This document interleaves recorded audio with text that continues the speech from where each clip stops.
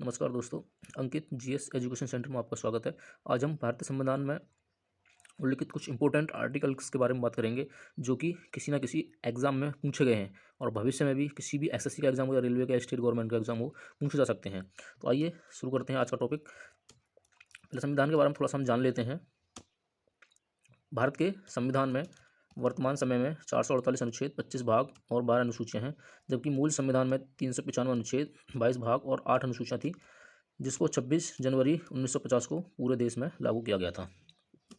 तो इसके अंदर जितने भी भाग हैं उसके अंदर जो भी इंपॉर्टेंट आर्टिकल हैं केवल हम उनको बताएंगे आपको, जो एग्जाम की दृष्टि से बहुत इंपॉर्टेंट है। भाग 1 की बात करते हैं। इसके अंदर संघ और उसका क्षेत्र के बारे में विवरण दिया गया है, इसके बारे में थोड़ा सा जान लेते हैं। इसके अंदर आर्टिकल 3 जो कि अनुच्छेद 3 है उसको इम्पोर्टेंट, ये काफ़ी इंपॉर्टेंट है जो एग्जाम में पूछा गया है। तो इसके अंदर कहा गया है नए राज्यों का गठन और मौजूदा राज्यों के क्षेत्रों, सीमाओं या नामों में परिवर्तन किया जा सकता है। तो ये आर्टिकल 3 के अंदर बताया गया है।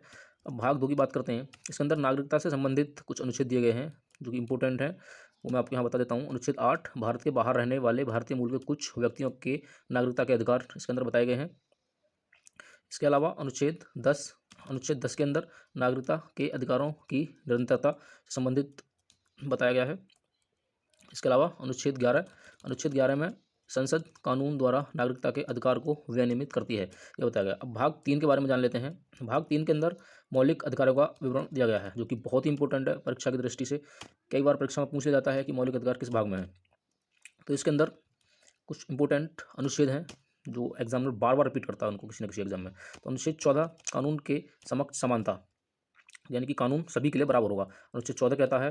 अनुच्छेद 15, धर्म, मूलवंश, जाति, लिंग या जन्म स्थान के आधार पर भेदभाव का निषेध, किसी के साथ भी भेदभाव नहीं किया जाएगा इस देश के अंदर, ऐसा आर्टिकल 15 कहता है। इसके बाद आर्टिकल 16 के बारे में बात करेंगे, जिसके अंदर लोक नियोजन के मामलों में अवसर की समानता, सभी को समान अवसर प्रदान किए जाएंगे, ऐसा ये आर्टिकल 16 कहता है। आर्टिकल 19, निम्न की यानी कुछ स्वतंत्रता है आर्टिकल 19 के अंदर। ये एसएससी आर्टिकल 19 से किसी ना किसी शिफ्ट में क्वेश्चन 100% पूछता है, जो कि प्रीवियस ईयर में भी कई बार पूछा गया है ये। इसके अंदर 19 के अंदर भाषण की अभिव्यक्ति, शांतिपूर्ण सभा, संगठन, आंदोलन, निवास स्थान, ये सब कुछ इसके अंदर दिया गया है।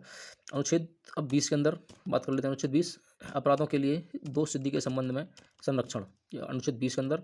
अनुच्छेद 32 जो कि बहुत ही इंपॉर्टेंट है, कई बार एग्जाम इसको पूछ लेता है एसएससी के अंदर, प्रीवियस ईयर में ये कई बार पूछा गया है। अनुच्छेद 32, संवैधानिक उपचार का अधिकार, ये बहुत ही इंपॉर्टेंट है, इसको याद रखें थोड़ा। भाग 4 के बारे में बात कर लेते हैं। भाग 4 कहता है राज्य नीति के निर्देशक सिद्धांत। इसके अंदर आता है जो इंपॉर्टेंट अनुच्छेद है वो अनुच्छेद 39 नीति के कुछ सिद्धांतों का राज्य द्वारा पालन किया जाना। अनुच्छेद 41 कहता है कुछ मामलों में काम, शिक्षा और सार्वजनिक सहायता का अधिकार। अनुच्छेद 43 कहता है श्रमिकों के लिए निर्वाह मजदूरी आदि, ये आर्टिकल 43 कहता है। आर्टिकल 44 के बारे में बात कर लेते हैं। नागरिकों के लिए समान नागरिक संहिता, ये आर्टिकल 44 कहता है। अब भाग 5 के बारे में बात कर लेते हैं। भाग 5 में संघ की कार्यकारिणी और संसद के बारे में कुछ अनुच्छेद दिए गए हैं जो कि इंपॉर्टेंट हैं, उनके बारे में हम बात कर लेते हैं। अनुच्छेद 72 के अंदर क्षमादान आदि की और कुछ मामलों में सजा को निलंबन करने, हटाने या कम करने की राष्ट्रपति की शक्ति आर्टिकल 72 के अंदर दी गई है, जो कि बहुत ही इंपॉर्टेंट है, कई बार पूछा गया है ये आर्टिकल। अब आर्टिकल 80 यानी कि अनुच्छेद 80 के बारे में बात कर लेते हैं। राज्यों की परिषद की संरचना, जो आर्टिकल 80 यानी कि 80 के अंदर दिया गया है। अब आर्टिकल 82 के बारे में बात कर लेते हैं। अनुच्छेद 82 कहता है प्रत्येक जनगणना के बाद पुनर्समायोजन, यह आर्टिकल 82 कहता है। आर्टिकल 102 यानी कि अनुच्छेद 102 के बारे में बात कर लेते हैं। सदस्यता के लिए अर्हताएं इसके अंदर दी गई हैं। अब अनुच्छेद 123 के बारे में बात कर लेते हैं। अनुच्छेद 123 कहता है संसद के अवकाश के दौरान अध्यादेश जारी करने की राष्ट्रपति की शक्ति, अनुच्छेद 123 के अंदर निहित है। अनुच्छेद 124 जो कि बहुत इंपॉर्टेंट है, अनुच्छेद 124 सर्वोच्च न्यायालय की स्थापना, इसके बारे में अनुच्छेद 124 बताता है। अनुच्छेद 125 के बारे में जान लेते हैं। अनुच्छेद 125 न्यायाधीशों के वेतन के बारे में बताता है, बहुत ही इंपॉर्टेंट आर्टिकल है ये। अनुच्छेद 126 कार्यवाहक मुख्य न्यायाधीश की नियुक्ति के बारे में बताता है। अनुच्छेद 127 के बारे में बात कर लेते हैं। तदर्थ न्यायाधीशों की नियुक्ति के बारे में बताता है। 128 अनुच्छेद 128 के बारे में बात कर लेते हैं। उच्चतम न्यायालय की बैठक में सेवानिवृत्त न्यायाधीश की उपस्थिति के बारे में बताता है। अनुच्छेद 129 यानी कि 129 उच्चतम न्यायालय का अभिलेख न्यायालय होना।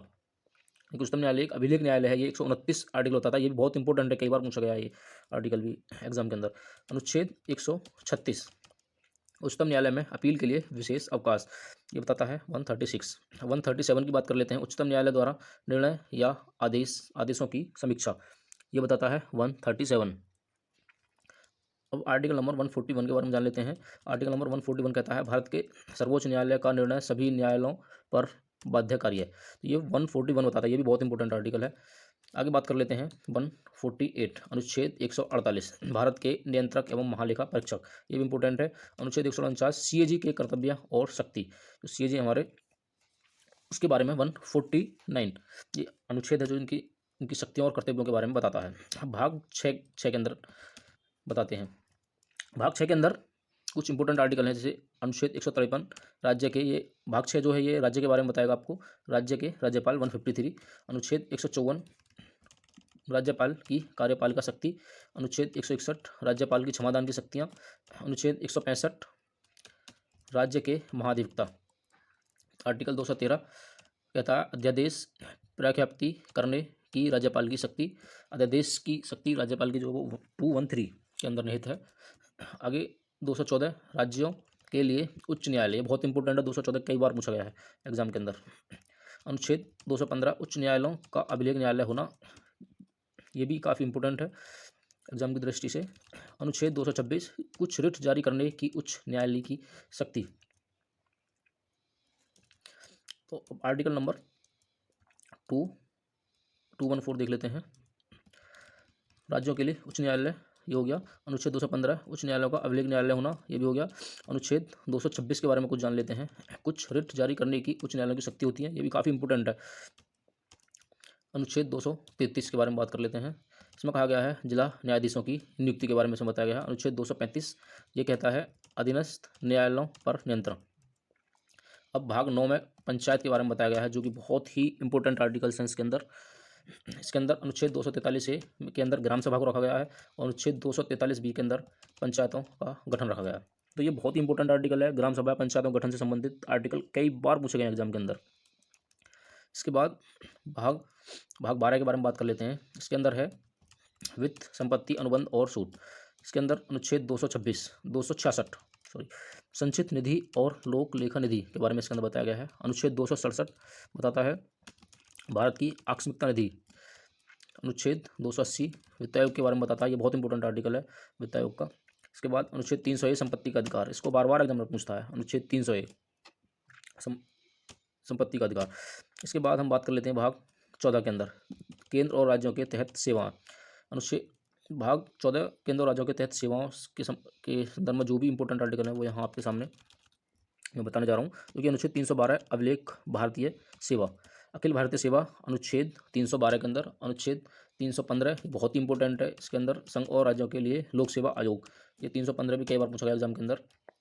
अनुच्छेद 320 के बारे में बात कर लेते हैं। अनुच्छेद 320 कहता है लोक सेवा आयोग के कार्य बताता है ये।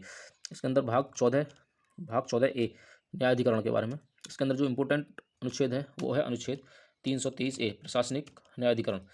बात कर लेते हैं भाग 15 की। इसके अंदर चुनाव से संबंधित कुछ आर्टिकल्स दिए गए हैं, जैसे कि अनुच्छेद 324 है, ये बहुत बार पूछा गया एग्जाम के अंदर, बहुत ही इंपॉर्टेंट आर्टिकल है। निर्वाचनों का अधीक्षण निर्देशन और नियंत्रण निर्वाचन आयोग में निहित होना, ये अनुच्छेद 324 बताता है। अब बात कर लेते हैं अनुच्छेद 325 की। अनुच्छेद 325 बताता है धर्म, मूल वंश, जाति या लिंग के आधार पर किसी भी व्यक्ति को किसी विशेष मतदाता सूची में शामिल होना या शामिल होने का दावा करने के लिए अपात्र नहीं होगा। तो ये काफ़ी इंपॉर्टेंट आर्टिकल है चुनाव आयोग के। 326 के बारे में बात कर लेते हैं। अनुच्छेद 326 लोगों के सदन और राज्यों की विधानसभाओं के चुनाव वयस्क मताधिकार के आधार पर होंगे। और अब भाग 17 के बारे में बात कर लेते हैं, जो हमारी राजभाषा के बारे में बताता है हमको। इसके अंदर अनुच्छेद 343 बहुत ही इंपॉर्टेंट आर्टिकल है, बार बार पूछा जाता है एग्जाम के अंदर, बार बार रिपीट होता है ये आर्टिकल 343 संघ की राजभाषा, इसके बारे में बताता है। अनुच्छेद 345 किसी राज्य की राजभाषा या भाषा, 345 के अंदर। 348 बताता है अनुच्छेद 348 उच्चतम न्यायालय और उच्च न्यायालयों में प्रयोग की जाने वाली भाषाएं, ये 348 के अंदर बताता है, ये बहुत इंपॉर्टेंट आर्टिकल है। उसके बाद 351 की बात कर लेते हैं। 351 अनुच्छेद 351 के अंदर बताया गया है हिंदी भाषाओं के विकास के लिए निर्देश। इसके बाद भाग 18 जो कि आपात स्थिति के बारे में बताता है, ये बहुत इंपॉर्टेंट है। इसके अंदर 3-4 एक आर्टिकल है, वो बहुत इंपॉर्टेंट है, बार बार एग्जामिनर घुमा घुमा के इन्हीं को पूछता है। आपात स्थिति यदि भाग 18 की हम बात करें तो अनुच्छेद 352 आपातकाल की उद्घोषणा, राष्ट्रीय आपात। 352 कई बार एग्जाम में पूछा गया है, 356 भी कई बार रिपीट किया गया एग्जाम, किसी भी एग्जाम के अंदर ही आ जाते हैं। अनुच्छेद 356 राज्य आपातकाल के बारे में हमको बताता है, यानी कि राष्ट्रपति शासन जिसके अंदर लगाया जाता है किसी भी राज्य के अंदर। 356 अनुच्छेद 360 जो वित्तीय आपातकाल है, ये भी बहुत इंपॉर्टेंट है। अब भाग 20 संविधान का संशोधन, इसके अंदर बताया गया जो कि अनुच्छेद 368 है, ये बहुत इंपॉर्टेंट है, इसको भी बार बार एग्जाम रिवाइज करता है, चाहे एसएससी का कोई भी एग्जाम हो या रेलवे का कोई एग्जाम हो, हर बार ये क्वेश्चन पूछे जाते हैं। तो इसके अंदर संविधान में संशोधन करने की संसद की शक्तियों के बारे में बताया गया है, ये भाग 20 के अंदर आता है। तो ये जितने भी बहुत ही कम समय में मैंने एक छोटी सी वीडियो में आपको सभी इंपॉर्टेंट आर्टिकल बता दिए हैं। ये वो आर्टिकल हैं जो किसी ना किसी एग्जाम के अंदर 100% पूछे जाते हैं और बार बार रिपीट होते हैं, यही आर्टिकल घुमा फिरा के एग्जामिनर पूछता रहता है। तो इनको काफ़ी अच्छे से आप नोट डाउन कर लें और आपके एग्जाम के लिए बहुत ही इंपॉर्टेंट ये वीडियो है। पसंद आए तो शेयर, लाइक और सब्सक्राइब भी कर दीजिए। Thank you.